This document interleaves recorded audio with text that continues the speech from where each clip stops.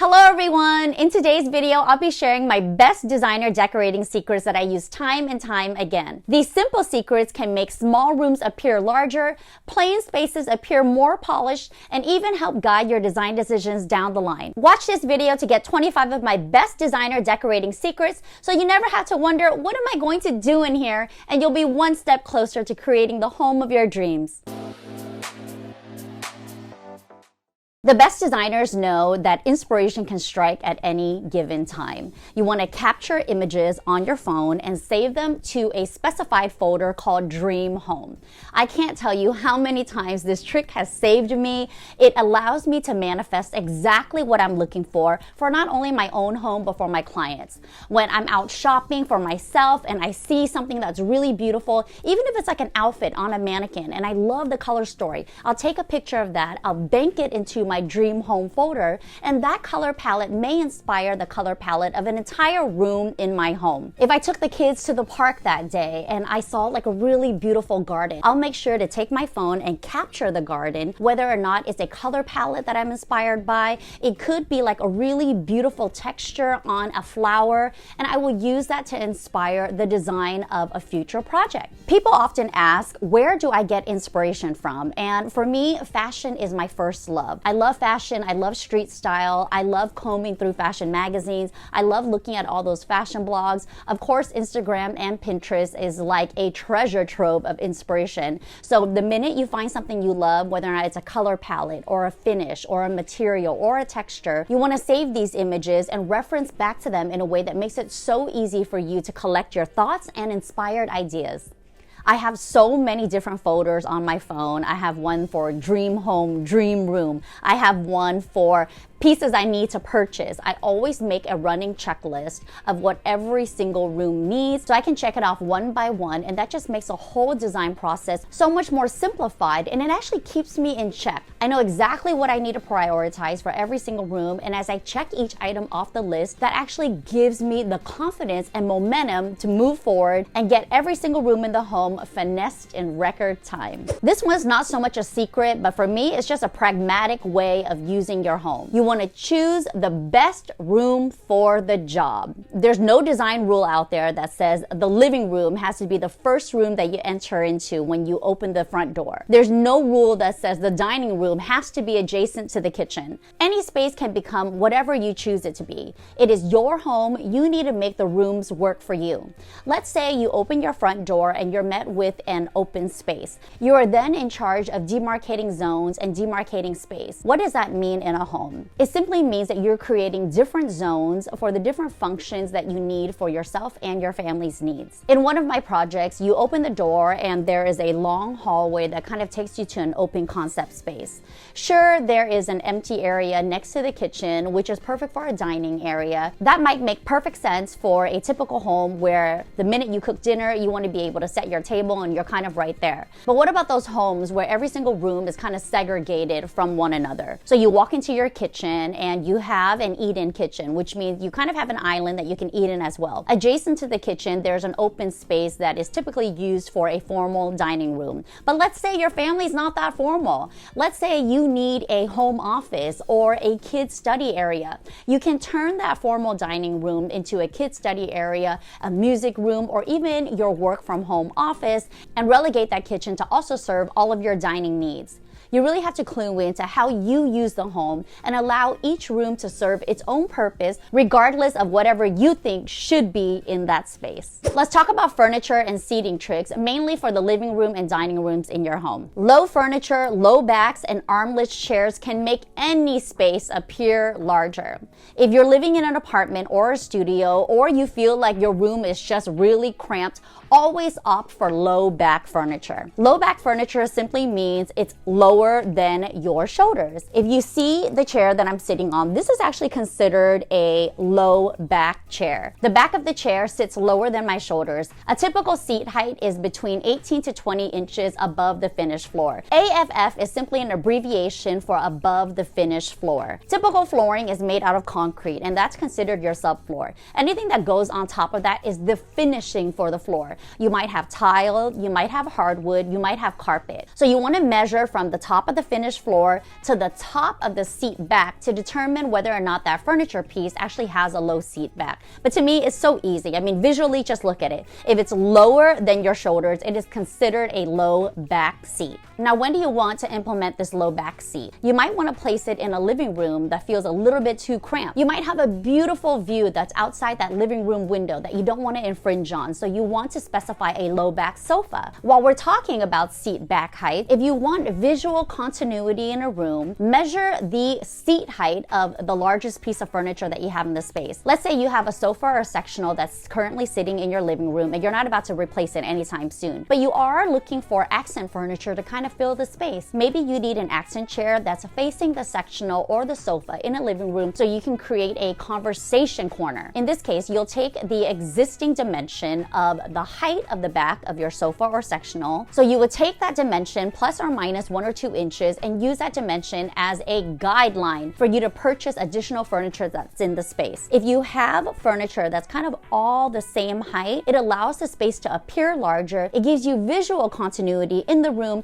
and it just makes a room look so much more polished as a result. Now, when do you use a high back chair? One of my best designer secrets for anchoring a room, especially if you're placing a chair in a corner with already high walls, is using a high back chair. A high back chair could be anything where the back actually exceeds the top of your head. The great thing about having a high back chair is that it's so comfortable to kind of like lean back on and rest your head. But one of the disadvantages of having a high back chair is when you plop a high back chair in the middle of an open space room, it adds visual weight to that high back chair, and then all of a sudden it's kind of sticking out like a sore thumb. If that is exactly what you intended, then more power to you. But for me personally, I love to have visual continuity in a space and then kind of jazz it up with something in the corner that's totally different than everything else you see in the room.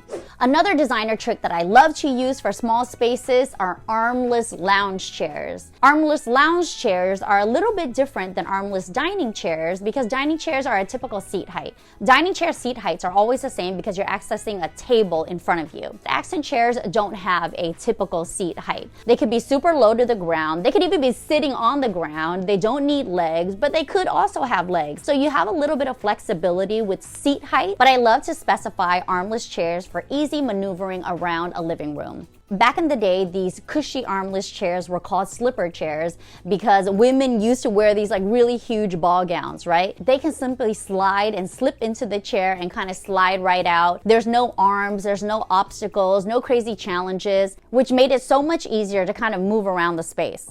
Nowadays, wearing a ball gown during the day is almost like costume, right? So the need for armless slipper chairs aren't the same as what it was back then, but modern day usage is all about functionality. Let's say you have a slipper chair that's in your living room. It's so easy to access from kind of any vantage point, and you can kind of get on and off from the side or the front. The tip on functionality is also why I designed my custom sectional to have one arm side and one armless side. I love that I'm able to kind of slide in and out of the armless side with ease, and my kids love it as well. Chairs with arms to me are always more comfortable. It's cozy, it almost has a womb-like effect, but remember that you want upholstered padded arms for the utmost comfort. Wood arms aren't comfortable, metal arms aren't comfortable. It reminds me of like sitting in a doctor's office where you need armchairs to kind of just separate you from the next patient or the next guest. It's not comfortable, they're usually a little bit more upright, so you always want to think about padded options, ones with fabric and upholstery. You'll notice the difference immediately between a chair with arms and a chair without arms. You're not boxed in your seat with armless chairs, but with arms, of course, sometimes they're just more comfortable. So you really have to think about those details the next time you're out shopping for accent chairs. We're moving on to my best paint, color, and finishing secrets. Let's talk about creating a cohesive color palette. A lot of designers know that having a cohesive color palette really allows you to have a very defined design direction. It's almost like a roadmap for you to design every single room in the home. I like every room to have its own personality. So how do you pull together a cohesive color palette, whether or not you're designing one room or the entire house? My go-to designer trick is to purchase the rug first. What does that mean? If you have a living room, a bedroom, or even a dining room that you need to design from the ground up, choose the area rug first. Choosing the area rug first will allow you to pull colors and pull inspiration from the color palette that's already on the rug, that's already designed for you, so that you could use that to inspire the design of the entire space. Let's say you have a Persian rug with all these really beautiful sunset hues in it.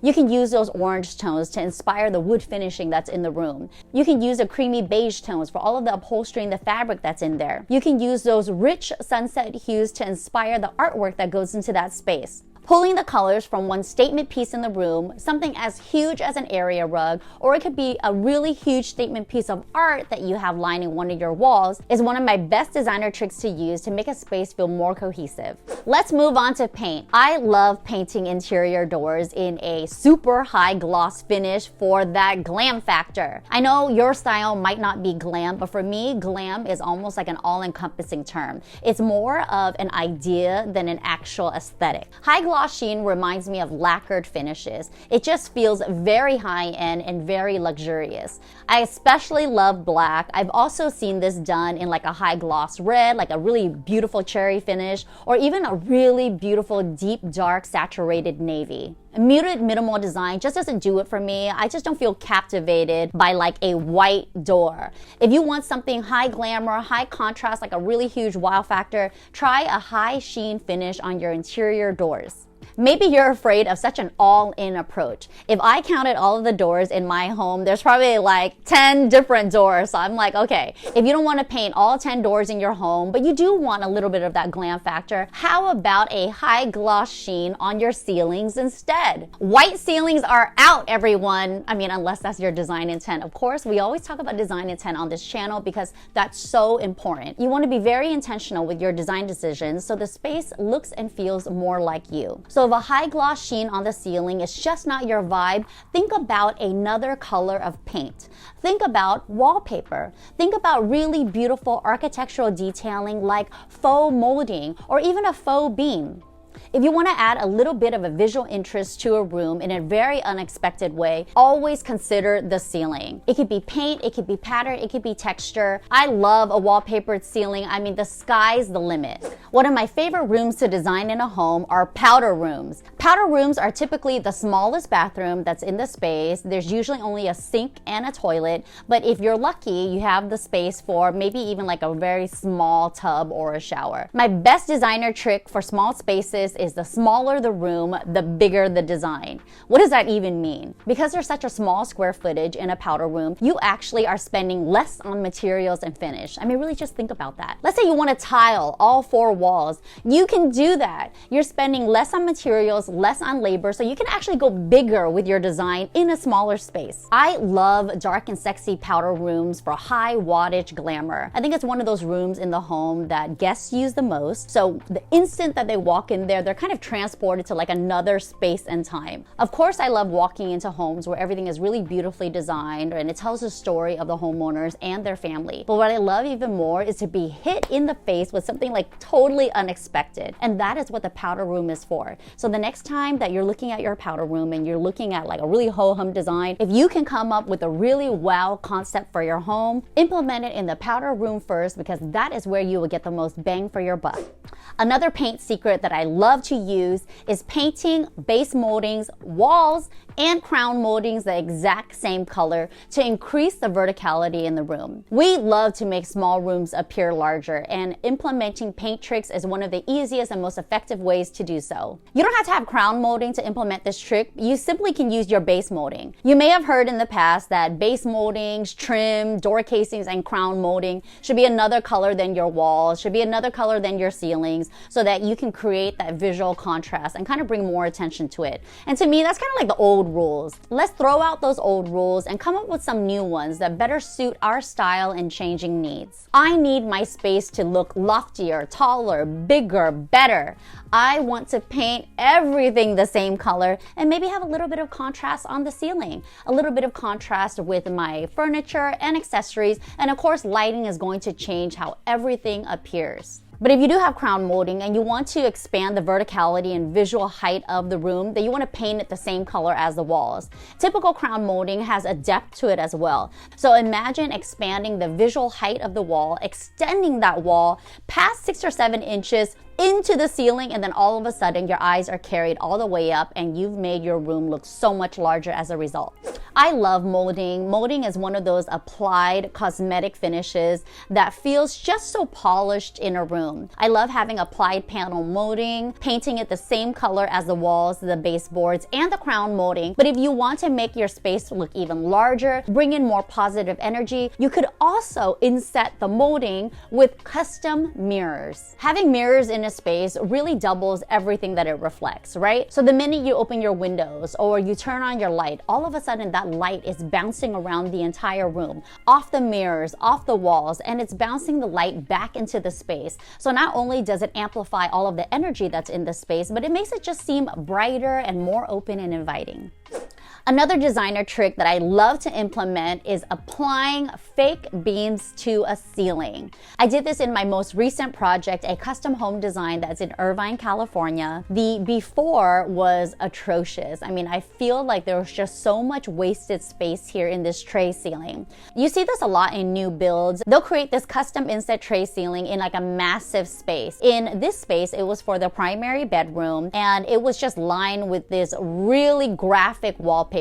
I think they're going for a really glam look in here, judging by some of the previous ceiling fixtures and the wall sconces that were in the space, but I feel like it just totally missed the mark. That's why I feel like it was just so hideous. It was just off. You know, you walk into space and it just felt off. One of the first things that I did was remove all of that bad ceiling wallpaper and designed a fresh new approach with faux ceiling beams. Faux ceiling beams simply just means that it's not structural. These beams aren't meant to hold up the structure of the room. They're just kind of applied on the surface of the ceiling so that we can create some visual interest in the space. I use the same type of stain on the wood beams that I did on the wood slat walls in the space, so we're echoing that continuity again. You'll see that a lot in design. It's all about repetition. Repetition really helps for the eyes to travel around the room and give it that visual continuity. A good designer's tip to keep in mind when you're adding ceiling beams is think about your design direction. Do you want it to feel like an open beam ceiling that's original to the home?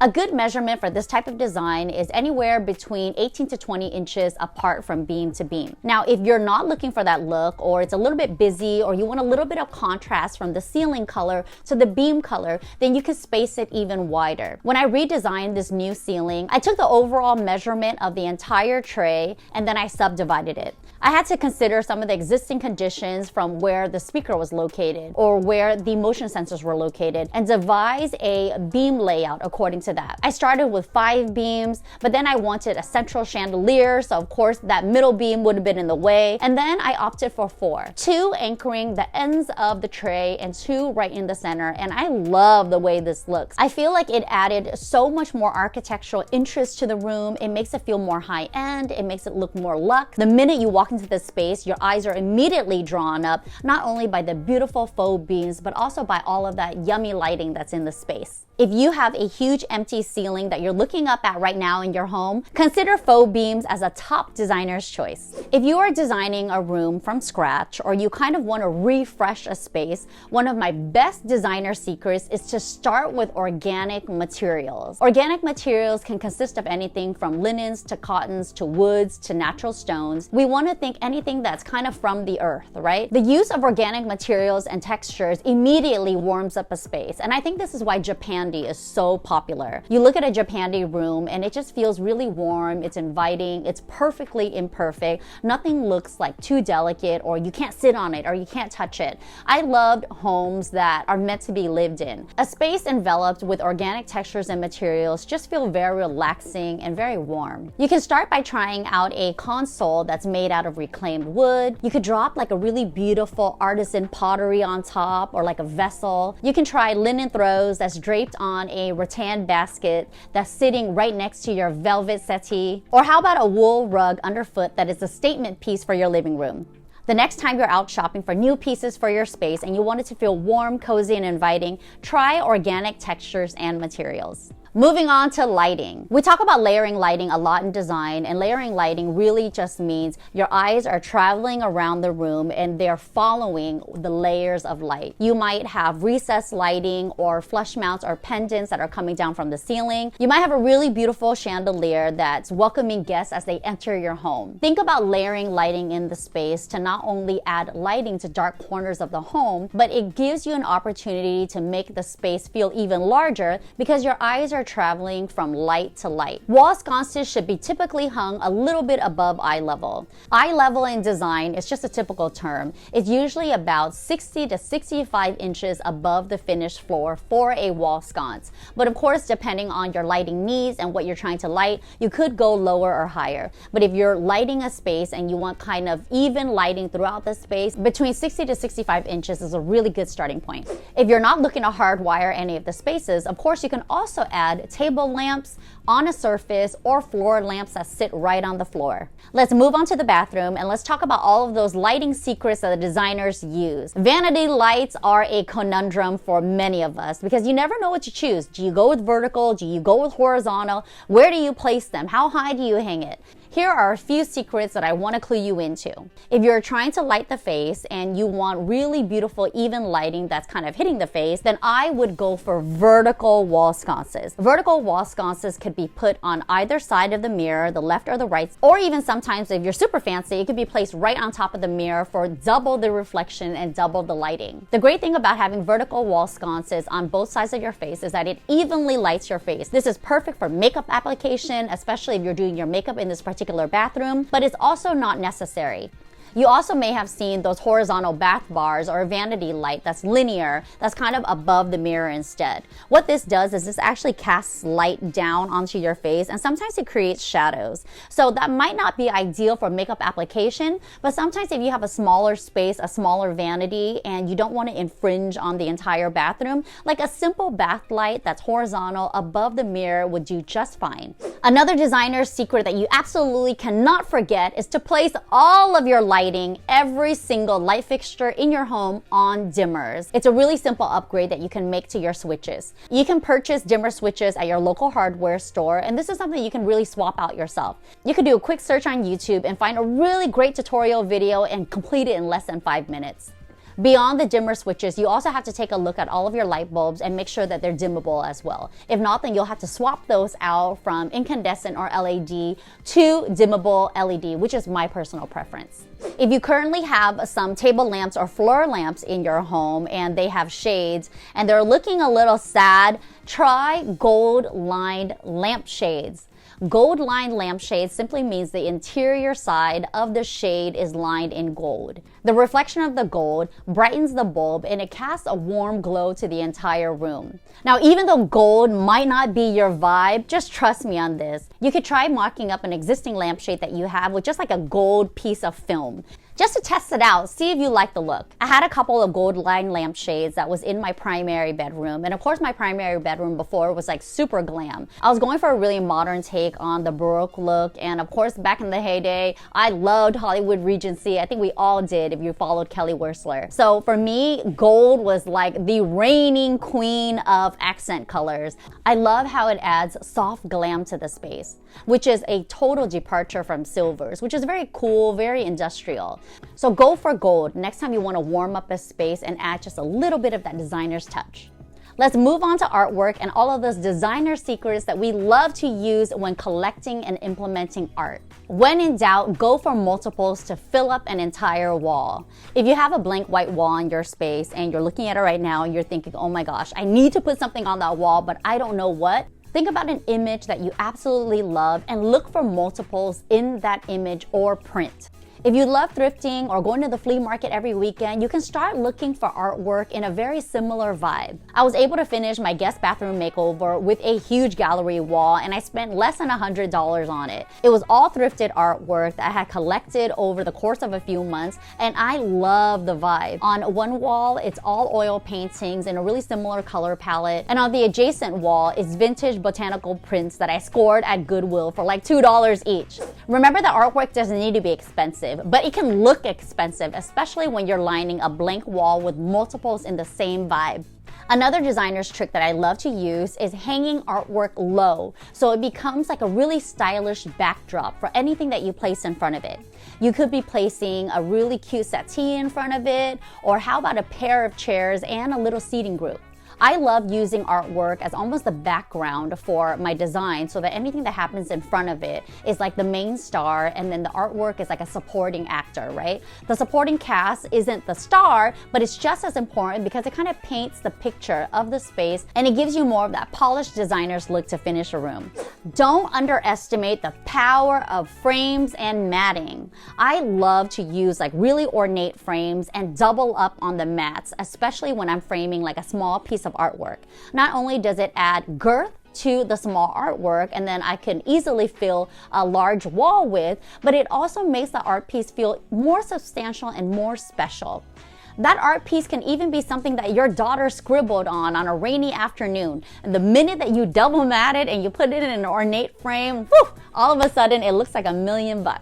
Let's talk about collections. It is one of my favorite design tricks and almost like a personal credo. Remember that anything can become art. It could be your collection of vinyls. If you are a musician and you play multiple instruments, you could easily line all your instruments on the wall and all of a sudden that becomes art. Take my closet, for example. I love fashion, I love accessories.